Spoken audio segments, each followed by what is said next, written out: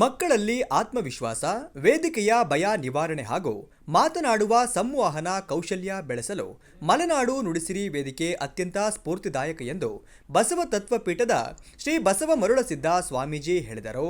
ನಗರದ housing board ಸಮೀಪದ ಬಸವ ಸ್ಫೂರ್ತಿ ಮನೆಯಂಗಳದಿ ಜ್ಞಾನಸುಧಾ foundation ವತಿಯಿಂದ ಆಯೋಜಿಸಿದ್ದ ಮಕ್ಕಳೇ ನಡೆಸಿಕೊಡುವ ಮಲೆನಾಡು ನುಡಿಸಿರಿ 6ನೇ ತಿಂಗಳ ಕಾರ್ಯಕ್ರಮದ ದಿವ್ಯ ಸಾನ್ನಿಧ್ಯ ವಹಿಸಿ ಅವರು ಆಶೀರ್ವಚನ ನೀಡಿದರು.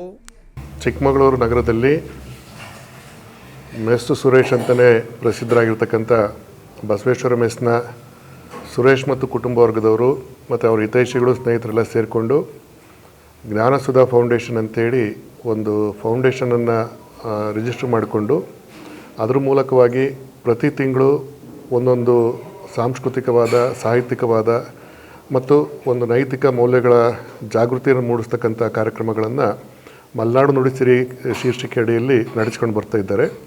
ಈಗಾಗಲೇ ಅದು ಪ್ರಾರಂಭವಾಗಿ 5 ತಿಂಗಳ ಕಾಲ ಯಶಸ್ವಿಯಾಗಿ ನಡ್ಕೊಂಡು ಬಂದಿದೆ. ಈ ತಿಂಗಳು ಅದು ಈ ತಿಂಗಳ ಕಾರ್ಯಕ್ರಮ ಇವತ್ತು ನಡೀತಾ ಇದೆ. ಭಾಳ ವಿಶೇಷವಾದ ಒಂದು ಸಂಗತಿ ಏನಪ್ಪ ಅಂತ ಹೇಳಿದ್ರೆ, ಈ ಕಾರ್ಯಕ್ರಮವನ್ನು ಆರ್ಗನೈಸ್ ಮಾಡ್ತಾ ಇರ್ತಕ್ಕಂಥವರು ಸುರೇಶ್ ಅವರ ಜ್ಞಾನಸುಧಾ ಫೌಂಡೇಶನ್ ಆಗಿದ್ರೂ ಕೂಡ ಅಲ್ಲಿ ಕಾರ್ಯಕ್ರಮದ ವೇದಿಕೆ ನಿರ್ವಹಣೆ ಆಗಿರ್ಬೋದು ಮತ್ತು ಅಲ್ಲಿ ಮಾತಾಡ್ತಕ್ಕಂಥವ್ರು ಆಗಿರ್ಬೋದು ಮತ್ತು ಹೆಚ್ಚು ವೇದಿಕೆಯ ಜವಾಬ್ದಾರಿಯನ್ನು ವಹಿಸ್ಕೊಂಡಿರ್ತಕ್ಕಂಥವ್ರೆಲ್ಲರೂ ಕೂಡ ಮಕ್ಕಳೇ ಆಗಿರುವಂಥದ್ದು ಭಾಳ ವಿಶೇಷ. ಅಷ್ಟೆಲ್ಲ ಒತ್ತಡಗಳ ನಡುವೆಯೂ ಕೂಡ ಒಂದು ತಿಂಗಳಿಗೆ ಒಂದಿನ ಬಿಡು ಮಾಡಿಕೊಂಡು ಈ ಥರದ ಕಾರ್ಯಕ್ರಮಗಳನ್ನು ಮಾಡ್ತಾ ಇರ್ತಕ್ಕಂಥದ್ದು ಅವರಲ್ಲಿರ್ತಕ್ಕಂಥ ಸಾಹಿತ್ಯಿಕ, ಸಾಂಸ್ಕೃತಿಕವಾದಂಥ ಅಭಿರುಚಿಗೆ ಅದು ಸಾಕ್ಷಿಯಾಗಿದೆ. ಮತ್ತು ಅವ್ರ ಕುಟುಂಬ ಎಷ್ಟು ಸುಸಂಸ್ಕೃತವಾಗಿ ತನ್ನ ಕಾರ್ಯಚಟುವಟಿಕೆಗಳನ್ನು ನಿರ್ವಹಿಸ್ಕೊಂಡು ಹೋಗ್ತಾ ಇದೆ ಅನ್ನೋದಕ್ಕೆ ಇದೊಂದು ಉದಾಹರಣೆ. ಇದೇ ರೀತಿಯಲ್ಲಿ ಎಲ್ಲರೂ ಕೂಡ ಈ ಥರದ ಒಂದಿಷ್ಟು ಕಿಂಚಿತ್ತಾದರೂ ಅಭಿರುಚಿಗಳನ್ನು ಬೆಳೆಸ್ಕೊಂಡ್ರು ಅಂತ ಹೇಳಿದ್ರೆ ಒಂದು ಸಭ್ಯ ಸಮಾಜ ನಿರ್ಮಾಣ ಆಗೋದ್ರಲ್ಲಿ ಅನುಮಾನ ಇಲ್ಲ ಅನ್ನುವಂಥದ್ದು ನಮ್ಮ ಒಂದು ಸ್ಪಷ್ಟವಾದಂಥ ಅಭಿಪ್ರಾಯ. ಆ ನಿಟ್ಟಿನಲ್ಲಿ ಸುರೇಶ್ ಮತ್ತು ಕುಟುಂಬ ವರ್ಗದವರು ಜ್ಞಾನಸುಧಾ ಫೌಂಡೇಶನ್ನಿಂದ ಮಾಡ್ತಾ ಇರ್ತಕ್ಕಂಥ ಇಂಥ ಕಾರ್ಯಕ್ರಮಗಳ ಮೂಲಕವಾಗಿ ಸಮಾಜದ ಮೇಲೆ ಒಂದು ಸಕಾರಾತ್ಮಕವಾದಂಥ ಪರಿಣಾಮಗಳು ಬೀರ್ತಾ ಹೋಗಲಿ, ಉತ್ತಮ ಸಮಾಜ ನಿರ್ಮಾಣ ಆಗಲಿ ಅಂತೇಳಿ ಈ ಮೂಲಕ ಹಾರೈಸ್ತಾರೆ. ಕ್ಯಾನ್ಸರ್ ಶಸ್ತ್ರಚಿಕಿತ್ಸಾ ತಜ್ಞ ಡಾಕ್ಟರ್ ನವೀನ್ ಅವರು ಮಾತನಾಡಿ, ಜಗತ್ತಿನಲ್ಲಿ ಯಾವುದೇ ಬದಲಾವಣೆಗಳು ನಿಧಾನಗತಿಯಲ್ಲಿ ಸಾಗಿದರೆ ನಿಯಂತ್ರಿಸುವ ಶಕ್ತಿ ಮಾನವನಿಗಿದೆ. ಅದರಂತೆ ಕ್ಯಾನ್ಸರ್ನ ಮಾರಕ ರೋಗವನ್ನು ಆರಂಭದಲ್ಲೇ ಪತ್ತೆ ಹಚ್ಚಿ ಚಿಕಿತ್ಸೆ ನೀಡಿದಲ್ಲಿ ರೋಗಮುಕ್ತ ಶರೀರವು ಹೊಂದಲು ಸಾಧ್ಯ ಎಂದರು. ಎಲ್ರಿಗೂ ನಮಸ್ಕಾರ. ಮಲೆನಾಡು ಸಿರಿ ಕಾರ್ಯಕ್ರಮ, ಮಕ್ಕಳೇ ನಡೆಸ್ಕೊಳ್ಳುವಂಥ ಕಾರ್ಯಕ್ರಮ, ಇದ್ರ ಬಗ್ಗೆ ನನಗೆ ಗೊತ್ತಾದಾಗ ತುಂಬ ಸಂತೋಷಪಟ್ಟೆ. ಅದಕ್ಕೋಸ್ಕರ ಕ್ಯಾನ್ಸರ್ ಬಗ್ಗೆ ಮಕ್ಕಳಲ್ಲಿ ಮತ್ತು ಬೇರೆಯವರಿಗೆ ಅರಿವು ಮೂಡಿಸಲು ಒಂದು ಮಾತುಕತೆ ಮಾಡಿಕೊಡ್ಬೇಕು ಅಂತ ಸುರೇಶ್ ಅವರು ಕೇಳಿಕೊಂಡಾಗ ಬಹುಮುಖ್ಯವಾಗಿ ತುಂಬ ಸಂತೋಷದಿಂದ ಮೈಸೂರಿಂದ ಇಲ್ಲಿಗೆ ಬಂದಿದ್ದೀನಿ. ಸೊ ಇದನ್ನೆಲ್ಲ ನೋಡಿ ಈ ಪ್ರತಿಯೊಂದು ಈ ದೈನಂದಿನ ಬ್ಯುಸಿ ಶೆಡ್ಯೂಲ್ಗೆಯಲ್ಲೂ ಇದನ್ನೆಲ್ಲ ಮಕ್ಕಳಿಗೆಲ್ಲ ಮಾಡ್ತಿರೋದು ತುಂಬ ಸಂತೋಷಕರವಾಗಿದೆ. ಸೊ ಅಷ್ಟು ಹೇಳಲು ನನ್ನ ಎಕ್ಸಾಂಪಲ್ ನನ್ನಂತ ಹೇಳಿದ್ರೆ, ಈಗ ಸರ್ವೇಸಾಮಾನ್ಯವಾಗಿ ಸಣ್ಣ ಮಕ್ಕಳಲ್ಲಿ 12ರಿಂದ 13 ವರ್ಷದಲ್ಲಿ ಸ್ಮೋಕಿಂಗ್ ಹ್ಯಾಬಿಟನ್ನು ಅಳವಡಿಸ್ಕೋತಾರೆ. ಸ್ಮೋಕಿಂಗಲ್ಲಿ ತುಂಬ ಕ್ಯಾನ್ಸರ್ ಆಗೋಂಥ ಕಾರಣಗಳಿರ್ತವೆ ಮತ್ತು ಅದೊಂದು ಚಟ ಥರ ಪರಿಣಾಮ ಬರುತ್ತೆ.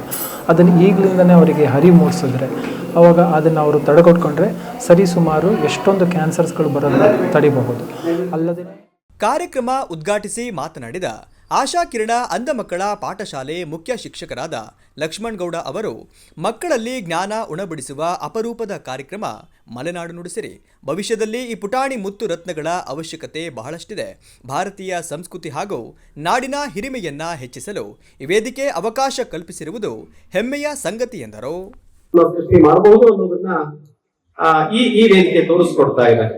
ಈ ವೇದಿಕೆಯ ಆಯೋಜಕರು ಮತ್ತೆ ಪ್ರಾಯೋಜಕರು ನಮ್ಮೆಲ್ಲರ ಮಧ್ಯದಲ್ಲಿ ಅತ್ಯಂತ ನಿಸ್ಪೃಹವಾಗಿ, ಅಂದ್ರೆ ಯಾವುದೇ ಪ್ರತಿಫಲಾಪೇಕ್ಷೆಯನ್ನ ನಿರೀಕ್ಷೆ ಮಾಡದೇ ಇರತಕ್ಕಂತ ಮನಸ್ಸು ನಮ್ಮ ಸುರೇಶ್ ಅಣ್ಣ ದಂಪತಿಗಳೇನಿದ್ರೆ ಮತ್ತೆ ಅವರ ಕುಟುಂಬ ಏನಿದೆ ಅದು ಅತ್ಯಂತ ನಿಸ್ವಾರ್ಥವಾಗಿ ವೇದಿಕೆಯನ್ನ ಸೃಷ್ಟಿ ಮಾಡಿ ಅಷ್ಟೇ ಸಂತೋಷದಿಂದ ಇದನ್ನ ಎಳೀತಾ ಇದ್ದಾರೆ. ಆದ್ರೆ ಹಿಂದಿರ್ತಕ್ಕಂಥ ಮೂಲ ಉದ್ದೇಶ ಮಕ್ಕಳನ್ನ ಬೆಳೆಸಬೇಕು, ಮಕ್ಕಳನ್ನ ಬೆಂತಟ್ಟಬೇಕು ಅಂತ. ಹಿಂದೆ ಎಲ್ಲ ಹೇಳ್ತಾ ಇದ್ರು ಇವತ್ತಿನ ಮಕ್ಕಳು ಮುಂದಿನ ಪ್ರಜೆಗಳು ಅಂತ. ಇಲ್ಲ, ಇವತ್ತಿನ ಮಕ್ಕಳು ಇವತ್ತಿನ ಪ್ರಜೆಗಳು. ಮುಂದಿನ ಸಮಾಜ ಇನ್ನೇನು ಬಯಸಲ್ಲ. ನೀವೆಷ್ಟು ಕೆಟ್ಟಿದಿರಿ, ನೀವೆಷ್ಟು ಜನ ಇಟ್ಟಿದಿರಿ, ಅದೇನು ಬಯಸಲ್ಲ, ಸಜ್ಜನರನ್ನ ಬಯಸುತ್ತೆ.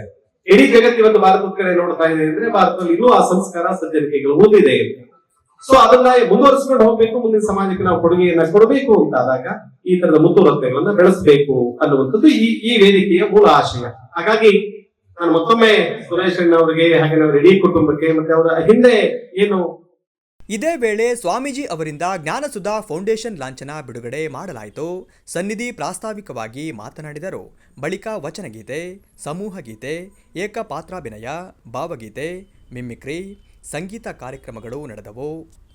ಶರಣು ಶರಣಾರ್ಥಿಗಳು.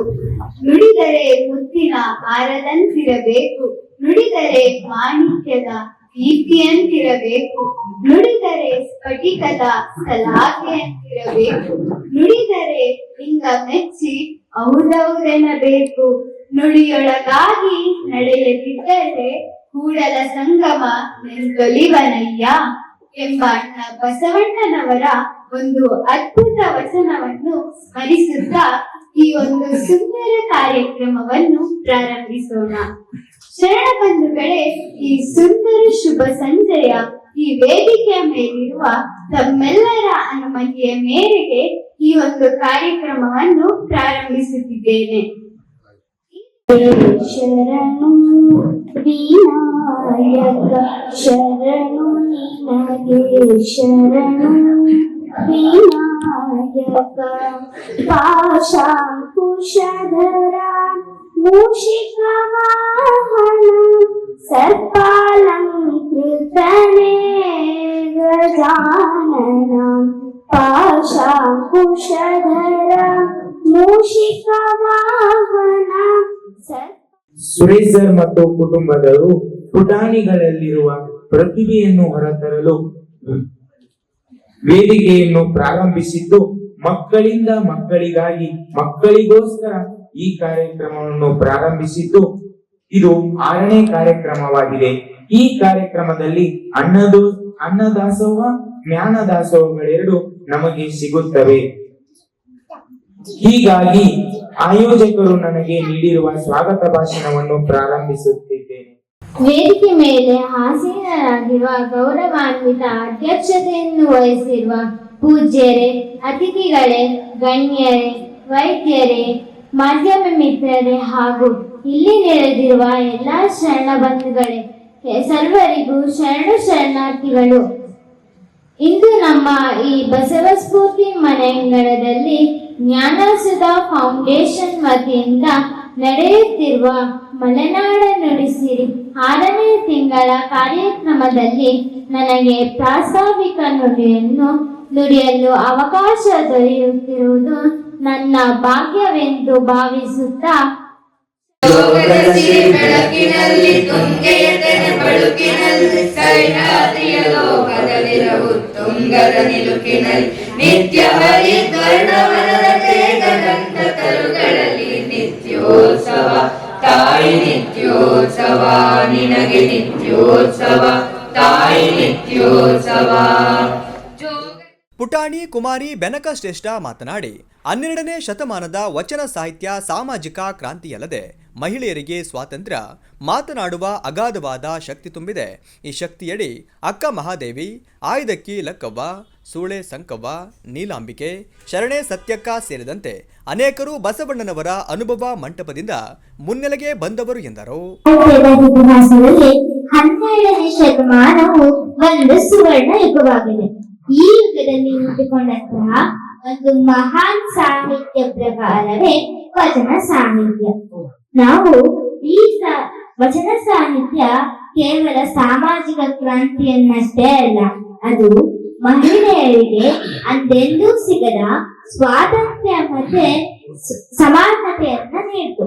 ಅದರಿಂದಲೇ ನಮ್ಮ ಬದುಕಿಗೆ ನೂರಾರು ಜನ ಶರಣೆಯರು ಬೆಳಕಿಗೆ ಬಂದರು. ಅದರಲ್ಲಿ ಒಂದಿಷ್ಟು ಶರಣೆಯರ ಬಗ್ಗೆ ನಾನು ಮಾತನಾಡಲು ಇಚ್ಛಿಸುತ್ತೇನೆ. ನಮಗೆಲ್ಲರಿಗೂ ಗೊತ್ತಿರೋ ಹಾಗೆ ಅಕ್ಕ ಮಹಾದೇವಿಯವರು ಶಿವಮೊಗ್ಗ ಜಿಲ್ಲೆಯ ಉಡುತಡೆ ಗ್ರಾಮದವರು. ಇವರು ಚಿಕ್ಕಂದಿನಿಂದಲೇ ಮಹಾನ್ ಶಿವಭಕ್ತರಾಗಿರ್ತಾರೆ. ಇವರ ಗುರುಗಳು ಗುರುಲಿಂಗ ದೇವರು. ಇವರು ಅಕ್ಕ ಮಹಾದೇವಿಯವರಿಗೆ ಆಧ್ಯಾತ್ಮದ ವಿಚಾರಗಳನ್ನ ಬೋಧನೆ ಮಾಡ್ತಾ ಇರ್ತಾರೆ. ಇವರು ನಾನು ಮದುವೆ ಆದರೆ ಚನ್ನಮಲ್ಲಿಕಾರ್ಜುನ ಸ್ವಾಮಿಯವರನ್ನ ಮಾತ್ರ ಮದ್ವೆ ಆಗೋದು ಅಂತ ಹೇಳ್ತಾರೆ.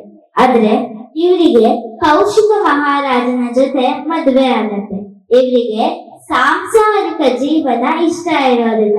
ಅದಕ್ಕೆ ಈ ಸಾಂಸಾರಿಕ ಜೀವನವನ್ನು ಬಿಟ್ಟು ರಾಜ ವೈಭೋಗವನ್ನೆಲ್ಲ ಬಿಟ್ಟು ವೈರಾಗ್ಯ ನಿಧಿಯಾಗಿ ಅವರು ಅನುಭವ ಮಂಟಪದತ್ತ ನಡೀತಾರೆ.